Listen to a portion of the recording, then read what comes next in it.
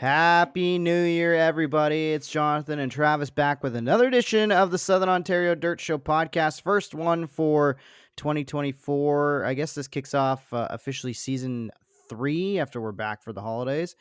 Travis, first and foremost, how was your holidays? First, I got to say it's season 3 doing it for Dale. Oh, hell yeah. Yeah, holidays.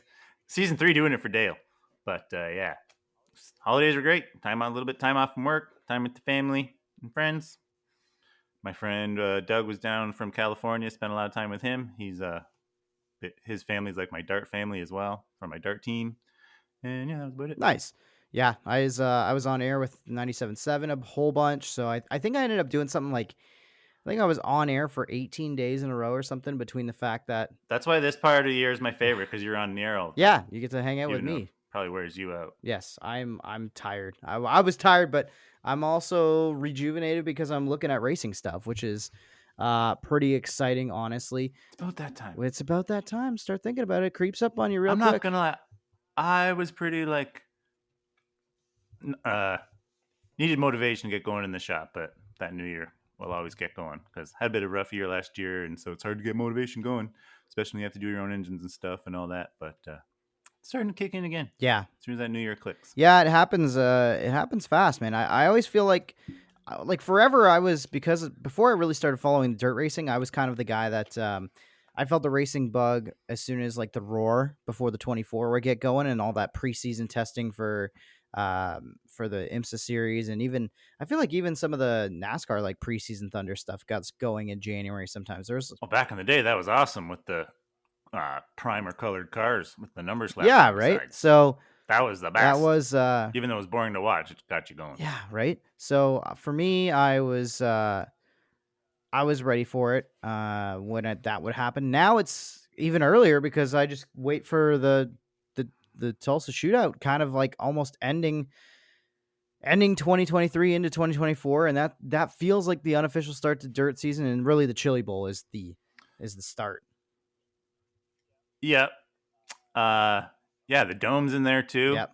And there's pretty much no off season anymore when it comes to racing, because like there was a gobbler at Accord on Thanksgiving weekend in the States. Mm-hmm. That was the last dirt modified race of the year, and that rolls right into the dome and then into the shootout and then Chili Bowl. So there's really no off season. Yeah. Before we get too far, even the dirt modifieds. Yeah, it's only a few months. It's like November to February. So only those couple months in between. It's short, and it keeps getting shorter. So before we get too far into things here, we should probably start with it is episode 75. I'm pretty confident in saying that. I know towards the end of the year we kind of lost count there for a second, but this is episode 75. So have you got a driver for number 75? For me, I couldn't think of a local one, so it's not a driver. It's a famous car on dirt and pavement. Wing or non-wing, even had a Silver Crown car. It's the Gary Stanton 75 for a lot of like Joey Saldana's drove it, and Jimmy Sills won the Silver Crown championship in it, I think. Mm-hmm. And he's a wicked engine builder and chassis builder, and had Mopar for quite a while, so that one sticks out for me. Nice. I am also having a hard time thinking of a 75, and every once in a while we'll get a number and I'm like, oh, I really can't think of a number for that. And then there's numbers where I actually truly cannot recall ever seeing a 75. Like, again, I haven't been around a lot, but like I'm going through the Oshweekend point standings right now. I'm going to go Ryan Berry and in the Thunderstocks there. So that's a 75. There was grab. Jim Swears back in the day. He ran a sprint car at Oshweekend for a hot minute. A super bright orange car. But yeah, it's pretty slim. He ran pavement as well. He was a vintage modified driver. Jim Swears 75. So if you're a racer and you're looking to break into our local scene and you want a number that's going to be unique, pavement one, Landon Huffman. Yes, good pick. The YouTube guy. Yes, yeah. Good pick on that. I like that. And then who was the 75? I don't remember if it was Cup. I'm pretty sure was there not a 75 in Cup like late 90s. And they had a bunch of drivers. Yep, it was the Butch Mock Motorsports had 75, and like Todd Bodine drove it, and Morgan Shepherd, Rick Mass. At one time, it was like the Remington 75, and it was green, and then had a pretty cool scheme. Yes. And it had lots of cool schemes. Yeah, and I think even Gary Blue drove that car at one point. Remock 75. Nice. And That's way back. Yeah, there's a throwback for you. So again, locally, Yeah. if you want to break into the racing scene here, 75 is a number that is open for the taking, and not a ton of history, at least recently, that you have to Not that we can think of. compete against. So let's jump right into some quick race results, because there have been a couple major events that have happened since we chatted last, including the 2023 Castrol Gateway Dirt Nationals. The super late models went to Brandon Shepard. He wins it over RTJ, Tanner English, Devin Moran, and Chris Simpson, your top 5 there. Yeah, the late models, that whole race, like during the 2 qualifying nights, I thought it was kind of a S show going on. But then the features, once they got all the best of the best in both classes on the track at once, man, the late models didn't have very many cautions for that small track, and it was a really good race. And RTJ ripping the spoiler off, going to the front. He got to second. I think he had to start 8th or so. And yeah, just an awesome race. Brandon Shepard in his new Longhorn ride. I think that's his new house car ride. He's taken over for Tim McCready. Nice. You mentioned 2 classes. The modifieds were there as well. Drake Troutman gets the win over Mike Harrison, Jordan Grabowski, Michael Ledford, and Kyle Steffens. Good stuff from Gateway. And Kenny Wallace got spun out in a qualifying spot. He was the main guy. There was some Canadian. Did a Canadian go? I can't remember if it was this year. I know Canadian has gone before. I can't remember if it was this year or not. I feel like I'm trying to remember. I don't remember if it was It's like this a month ago now. Yeah, right now it's like I'm not as it's not as much in my brain as when I was paying attention. And again, I also did 18 days of on-air radio stuff where I wasn't talking about racing, except for I think the only thing I mentioned about it was the passing of Gilles de Ferrin, which not necessarily a dirt guy, but holds the closed that was circuit speed record for racing, which is never going to be broken. So that's a pretty cool. Yeah, fast as a Pro Mod drag car in an oval. Yeah, 240 something. Yeah, yeah, it's pretty insane. What was I going to say about the dome? Oh, the thing about the dome, like there was a lot of swearing in the interviews, and there always is. And I read a couple things that it might be like encouraged, but I don't mind a swear word or not when it comes out in the heat of the moment.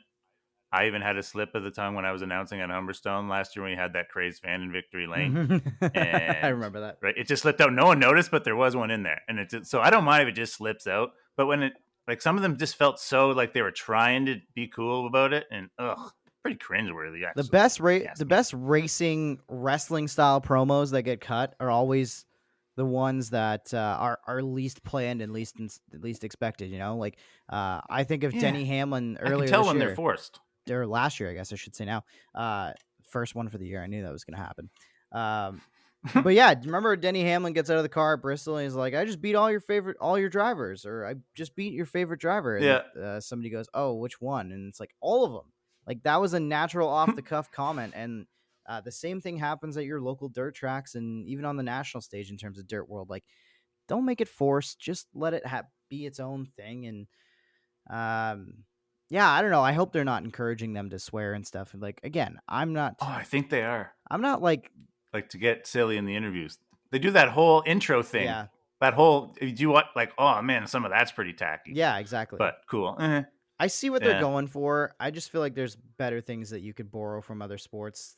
It's a show. That's what they're doing. That's why they're starting to feel like the place was packed this year, like a full football stadium, the old St. Louis Rams stadium. Just pretty much.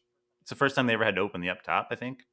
Yeah, which is cool. That's really great to see. So that means there's a lot of people who care about dirt racing in that part of the world and other parts of the world that travel to it. So that was cool to see. Dirt racing's the most popular form of racing right now, if you ask me.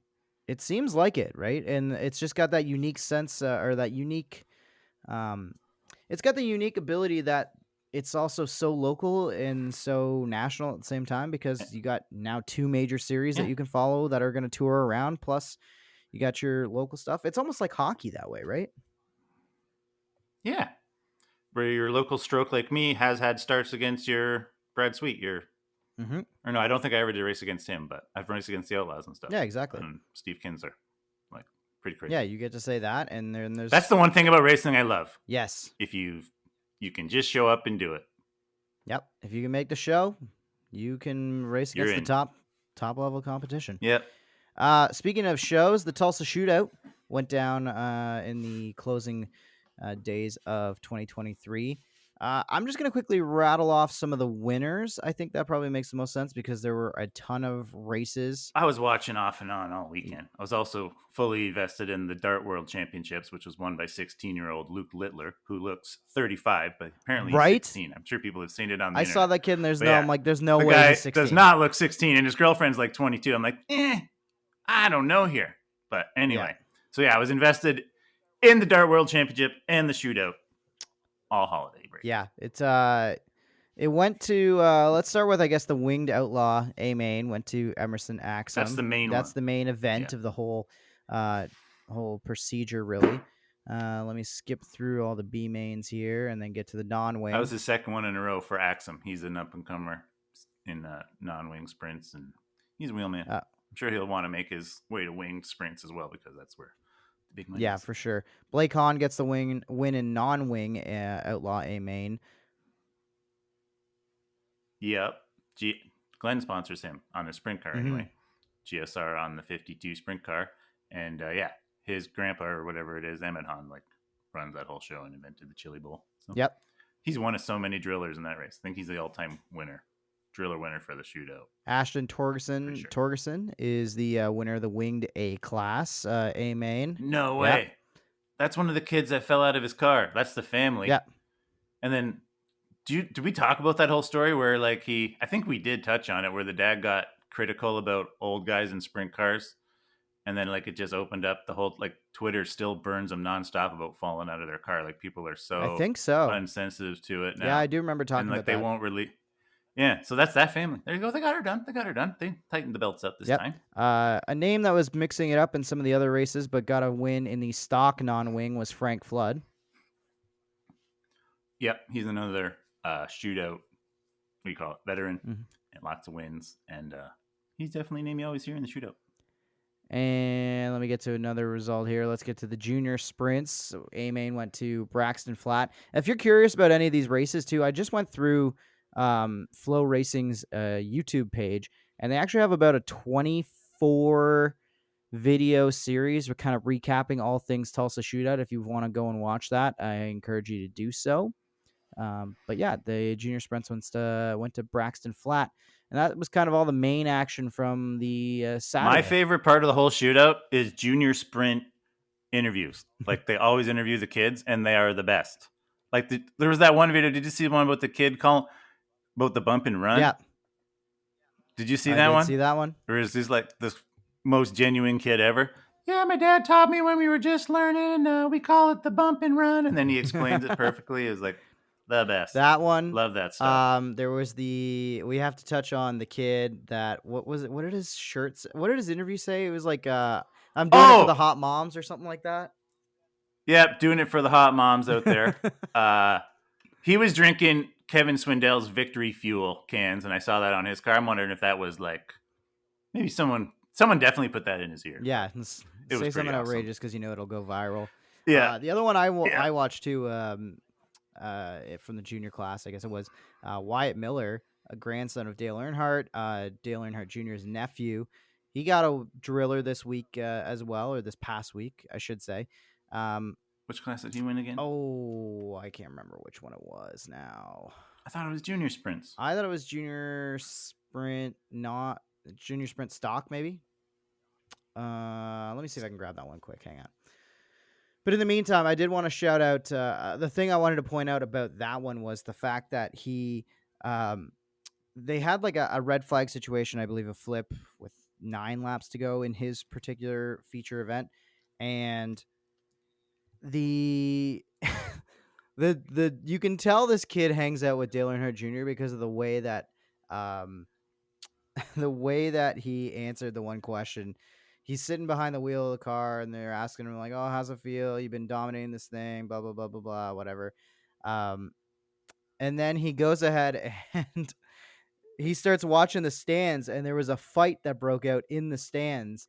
And he's like, "Oh, they're fighting up there." And I was like, "Yep, this is Dale Earnhardt Jr.'s nephew. Like, this kid has no attention span, but except for to focus on racing." So that was kind of funny to see, and I enjoyed that one. That was pretty funny. That was one thing about the shootout. It's like there's grown men racing against kids, and then some of them are getting mad and throwing their like if you I saw someone say like if you race a car with a chain, you don't have any reason to throw your Hans device. That's not dig, but like you are racing against 12. Like, going into this Yeah, one, like the kids race those. Like yeah, I don't know.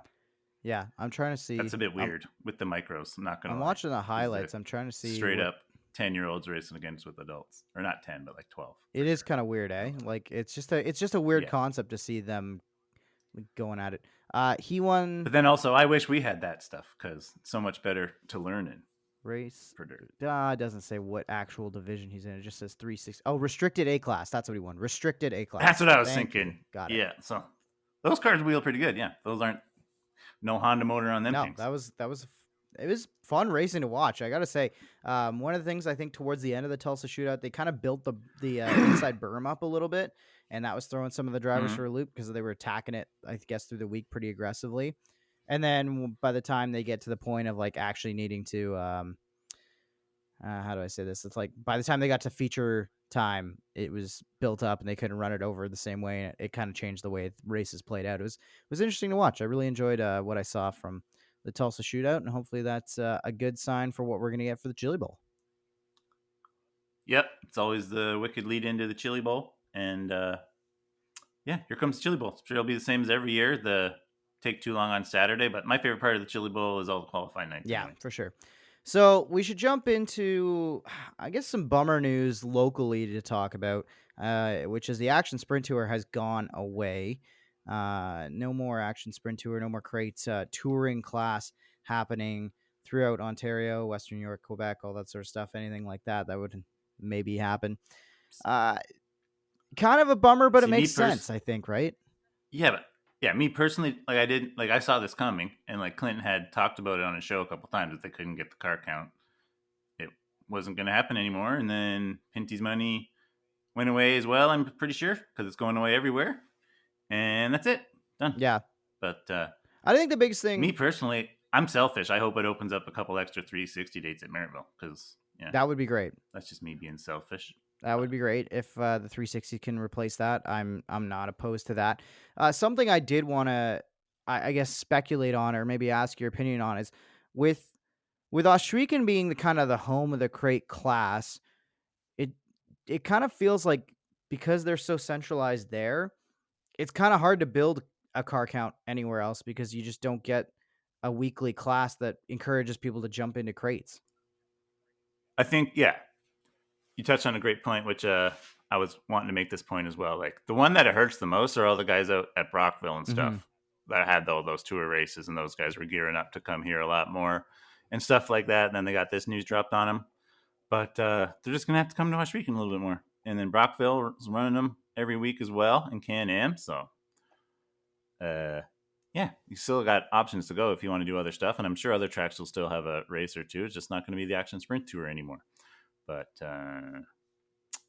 Yeah, So yeah, that's the main thing is the guys out yeah. east So is probably affects it the more because everyone around here can just race at Ash Weekend. And in my opinion, that's where they put on the best race by a mile. Like to me, on the short tracks, it's meh, but on Ash Weekend, it's yeah, awesome. it really is where they can get those things wound up and get going, right? Yeah.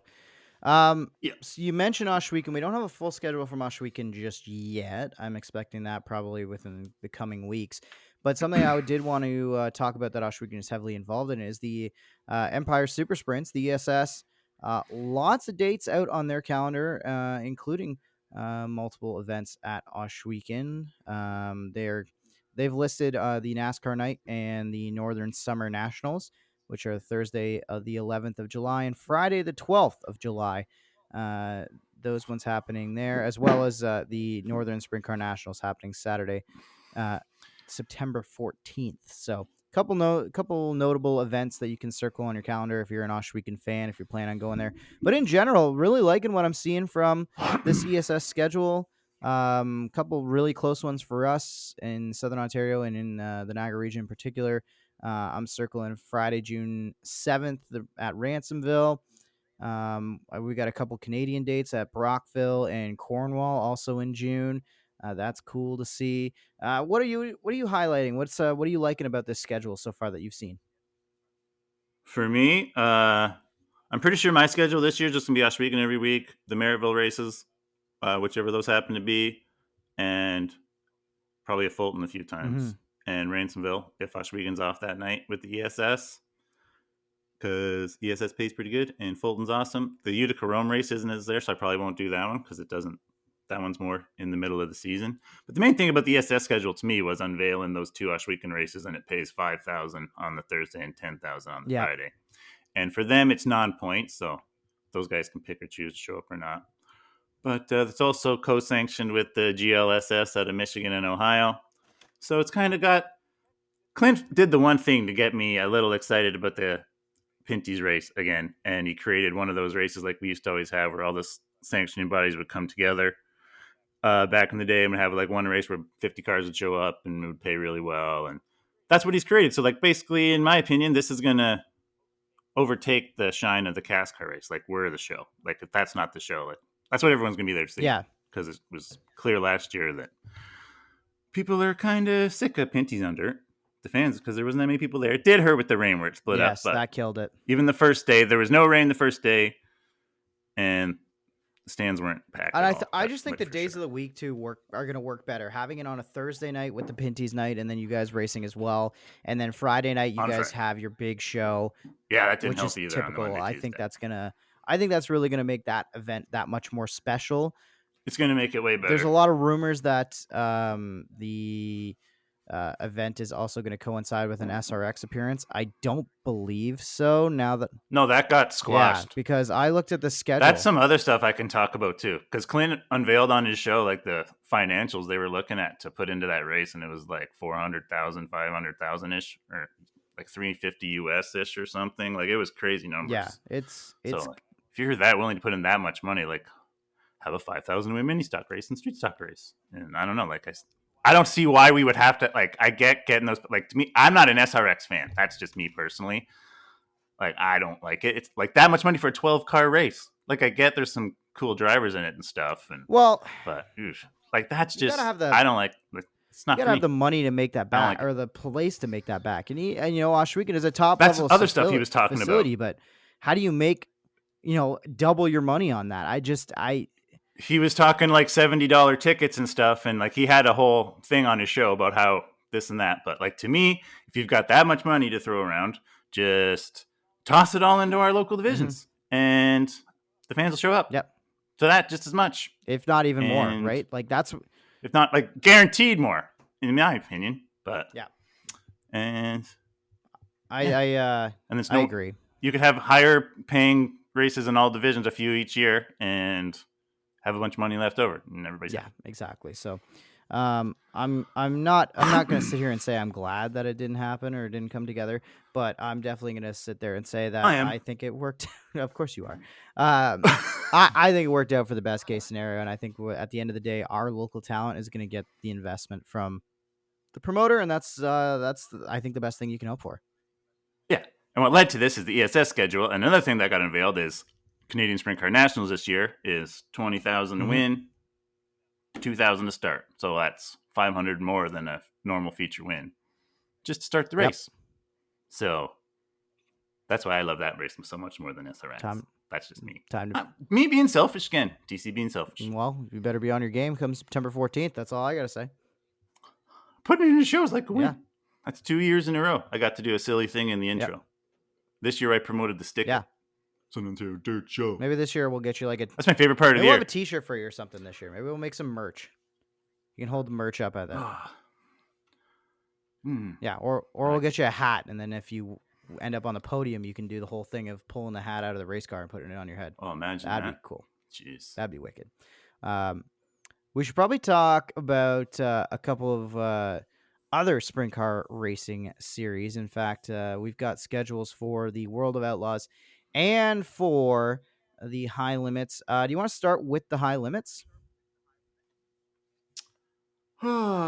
Which about it? The rosters and stuff? I sent you that roster. Well, we'll talk about the rosters in a second. I wanted to highlight when we took our break, what were we highlighting? I wanted to highlight the kind of New York swing, I'll call it, because that's probably going to be the one. That's probably going to be the series events that we can kind of realistically go to as race fans if we wanted to, especially here in Southern Ontario.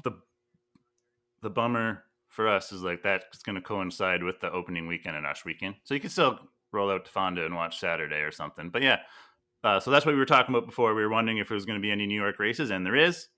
And it made a lot of sense because Utica Rome and Fonda got one. They're both flow tracks. And then Black Rock got one as well. Sorry, Outlaw Speedway used to be Black Rock. That's why I never change your Speedway name because people always call it the old one. Always. Always. Never change your name. Just keep it the same. Anyways. So yeah, Outlaw Speedway Thursday, Utica Rome Friday, Fonda Saturday. And that's the closest you can get for high limit around here. And then Wheat Sport for the Outlaws. Yep. 60 dates in total, 36 tracks, 19 states covered by the high limits. There's so much more to talk. Yeah. Like the high limit, like the whole charter thing. Like so much more has come out since our last episode when we were still. That's why we wanted to wait because we wanted this whole thing to unveil. And now we do have a clear picture of what's going on. And like they've unveiled that they're going to do like a charter system and they're going to hand out 10 charters because that was the whole thing that's caused this split is like Brad Sweet and all them getting mad about Dirt Vision hogging all the streaming revenue, right? That's pretty much what started this whole thing. So now they're going to offer 10 charter teams and you got to earn them. So like there's 20 cars signed up. We'll get into who's on who each side. But for the high limit right now, there's almost 20 cars signed up. And to me, in my opinion, because of the charter, the way it's going to work is top 5 teams this year in high limit points are going to get their first 5 charters. And then next year, the next 5 teams that don't have one in points are going to get the next 5. So the next 5 uncharted teams, and that's going to be your 10 teams. So once the top 5 in points is pretty, because like this year alone, there was only 12 high limit races or whatever. 11, I think, ran. And they had like over 20 guys sign up for it initially, and only a couple did them all at the end of it. So I'm thinking you're going to see some, like a lot of people are getting horny right now for the season to start, and they like hearing their name in the news. And so they're feeling like the disaster, like a disaster in racing can ruin everything. But anyway, so I think some drivers are going to drop off once they realize they're not going to be able to get close to that top 5 stuff.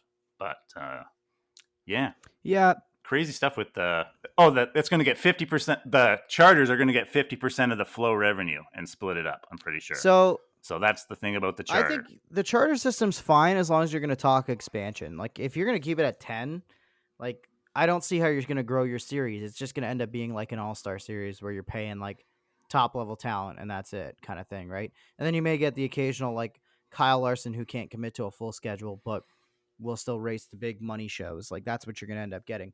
So I see the benefit of the charter system. I'm pro charter just because when you start looking around at every other professional sport, they kind of have a charter system in place themselves. I see the way it works in other sports. I think it can work better in racing than it has so far in the way that NASCAR's rolled it out. Formula One's is all messed up because they have all these like legacy rules. Like Ferrari's got to make a ton of money because they've been there since beginning of time and blah, blah, blah. But ultimately, I do like the idea of, all right, if you like going to a team and going to a driver and saying, all right, if you're going to commit to 60 dates, 50 dates, I don't know what they're going to say that you have to run as a charter team. I'm not sure if that means you have to make every single event or not. I think that part of the details are still kind of to come out. But if that's the way things are going. Oh, I'm sure if you have to do it. That's the thing with the Outlaws. To get their perks, you have to hit every race. Right? I'm sure it's going to have to be something like that. There's got to be something that's going to be a part of the charter system that we don't know 100% yet. But you know what? If you're going to commit to my series, I'm fine with committing more revenue towards you for showing up and being a part of the show. Because at the end of the day, that's what it is. This is a show at the end of this is the entertainment industry. You kind of have to reward the acts, in this case, the drivers and teams for showing up and showing out. So I kind of like the idea. I get the idea. I'm not totally opposed to it. We'll see. I guess let's go over some of the commits to the high limit already. Brennan Crouch, Jacob Allen, Cap Henry, Spencer Baston, Tyler Courtney, Corey Ellison. Ellison? Did I say that right? Eliason. I knew I was messing that one up. Casey. That's T-Ball's last name. Yeah. No, his is that's how they say his. Yeah, Ellison. So that's why I was thinking that. Yeah. I should have thought of like Eliash, like Patrick Eliash, hockey player. Casey Kane, Parker Price Miller, Justin Beck, Corey Day, Brent Marks, Rico Abreu. Peck. Oh, I said Beck. That's right. Justin Peck. Sorry. Again, hockey on the brain. I've got back from the World Junior team on my brain. Brent Marks, Rico Abreu, Zeb Wise, Connor Morrell, Brad Sweet, Chris Wyndham, Kyle Larson, and Tanner Thorson have all committed to the high limits. There's a lot Dang. of heavy names. There's a lot of heavy hitters in the sprint car world. I agree, but like to me, do you got the Outlaw one? I do. Because to me, there's more overall talent in the Outlaw ones. So committed to the World of Outlaws so far, we can confirm. This is as of January 2nd. Logan Schuart, David Gravel, Brock Zierfoss, Bill Rose, Landon Crowley, Donnie Schatz, Sheldon Hanschild, Bill Balog. Balog? Is that how you say it? Balog. Baylog. I knew it again. I knew it. I always know when I'm saying I'm wrong. Gio Selzy, No Gas, and Carson Macedo, my favorite name to say in racing. That is a wicked It's name. a great name. It's just because of Johnny and the way he says it. Carson Macedo! Oh, geez, never do his voice again. I have to because God. you hate You got to plug your nose more. I know you do. I don't hate. Well, I do. Yeah, He's like not one of your Johnny favorite Gibson isn't announcers. my favorite. That's for sure. That's- But I have high standards for You announcers. have the high standards for Super everything. high. Like if you're not Ken Squire, get out. R.I.P. to a legend, by the way, because I believe he passed since we've talked. Yeah. So many people have passed.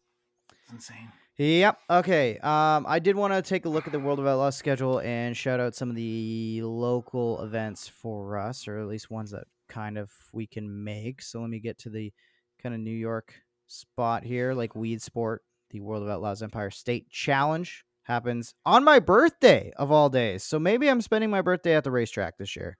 Maybe my 30th will be in Weed Sport. That'd be a good place for it. It's not the worst idea I've ever had. But I believe that's kind of like the closest they get for most of the year in terms of Oh, for sure. Western New York races or anything like that. They're really all over the place. And of course, they've got the Nationals, the World of Outlaws finals that are running Wednesday, November 6th to Saturday, November 9th. I think it's funny that High Limit is ending at Texas Motor Speedway, which is basically a copy of the dirt track at Charlotte Motor Speedway. Mm-hmm.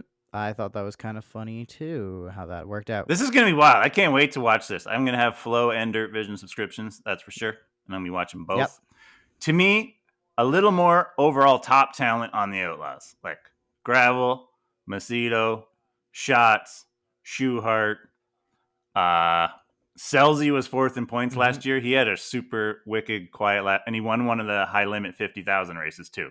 So to me, all those guys could go kick most of the High Limit boys' butts, other than like Brad Sweet, Rico, and Larson doesn't count because he's just the midweek, so we can't even count him. To me, it's going to be the Sweet and Rico show. Tyler Courtney will be up there as well, but I don't think quite as good as those other two I just said. And who else? Justin Peck will be fast, but he's like fast for a month and then hit or miss for a month. But yeah, to me, that's what it's going to be. And then on the Outlaw side, it's going to be the David Gravel versus Carson Macedo show. Yeah, I kind of feel like this is the opportunity that David Gravel needs to really run away with being the dominant force in that series, but we'll see how it plays out. What a time to be a sprint car driver. What a time to be a sprint car fan. So close. Like, the one thing I hate about how we got 360s around here is kind of how like they're dying. Like 360s national. I saw like one thing was about like weekly 360 races, and like Canada was second in that. Like to me, I hate that. So I don't really want to spend much money on 360. Yeah, but you say that, but parts right now because like, are you comparing Canada to like each individual state in America? Yeah, I forget. It's the SOS shared it. Peter shared it up on that, but yeah, that was a scary kind of thing. So we're like us in New York, one of the only other than the national tours and stuff like that, but it's all slowly switching to 410 because everybody wants to be on those series. The money's all there, and the engine difference in price ain't much anymore, and there's lots more used 410s out there than used 360s, so you can get a used 410 pretty decent price and just give her a little rebuild. And so honestly, like, I'm low bucking if they voted tomorrow to switch to 410s at Oswego. I'd probably vote yes. Yeah, why not? I mean, it's easy for you to say as the engine guy. Before you can sell your stuff, and yeah. Well, honestly, those guys all spend like all the top teams are spending tons of money anyway. This is So true. what's a little bit more? And like used 360s are going for like 45,000 US, like a good one, and good 410s are 30. That's the difference. It's the difference between a good used one. The new ones, the 410 is still more, but Mm-hmm. when you're looking for a good used piece, the 410s are creeping cheaper for a It's quality all piece. supply and demand, right? There's got to be demand for something for the price to go up, and there's going And to then be just too go out much there supply and for it to go down. like Bill Rose, there's a lot of people that pick on him on the Outlaw Tour because he just kind of shows up and doesn't make a lot of the races. But like he's been a good racer his whole life. He's a little older, but like he's kind of living the life. He's just going to all the races. He's getting his show up money and the start money if he makes it. And like the Outlaw Tour is going to be the one to do that too. Like to me, the high limit's going to have more car Mm-hmm. counts. Like, and the Outlaws are going to be more going into areas where there's no 410s and stuff like that, and having those races where there's like 25, 26 cars. Like Weed Sport's going to be like that. Those are the nights to show Yeah. up.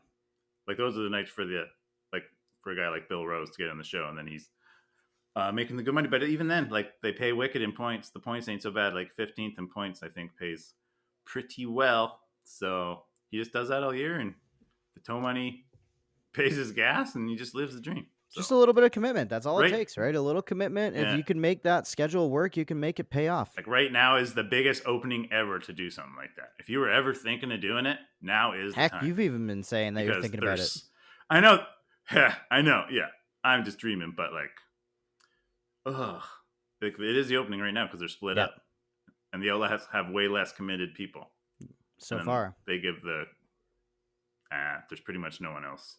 So All the I Sunshine was the last one. We were waiting on Tyler Courtney. He's one of the last ones to commit. I will circle back on a local angle to this then, because we have seen him be a part of 410 races. If you say this is a good time to get in, do we see D-Dubs return stateside?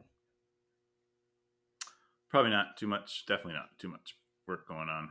DWR Automotive, I think. Mm-hmm. But like I'm saying, now would be the time. Yeah, that would be a great time to get back in if he could, right? So he's probably the obvious answer to that in terms of who could go down. Maybe Ryan Turner, but then I just think like with his family life, I don't know if he wants that No, no way. commitment, right? So um, who knows? Maybe, you know what? Maybe it's Mike Bowman. Maybe Mike Bowman buys a 410. I saw him already on Facebook. Someone already mentioned that, and he said, "I don't think 410 owners are looking for someone, or they're going to ask him, you are how tall and you weigh how much, or something." He made the joke about himself. That is So true. He does have to fight yeah, that physical so disadvantage. even he would disagree with that on that. I'm pretty sure because I saw him on Facebook say that. Hey, So you never know until you try. I'm not saying he would. He'd be good at Ashwiki. Mm-hmm. Yeah. Never know. Never know. We don't have a guest this week. We're going to worry about getting into the flow of things a little bit before we start bringing some guests back on. I did want to touch on the iRacing world because we are once again both a part of the BRP TV iRacing series. You're driving, I'm announcing, and it's kind of been the Cody Higbee show for the most part. This guy has been kind of kicking everybody's butts. A couple other drivers have stolen away feature wins. Brandon Plank, I think, got the most recent feature win. Jamie Porter got a somewhat controversial win, just in terms of how the scoring kind of messed up a little bit through that race. But I was keeping track of things, and he still was the rightful winner. Just kind of played out in a weird way. But Oh, that wasn't the controversial part. no, that was not. That was the least of the controversy. But the good thing about an iRacing series and the way we broadcast it is you can go back and watch those on YouTube for free. Keep up with the series all season long via the BRP TV iRacing series channel. So I did want to say congratulations to you because you have scored a heat win already this year.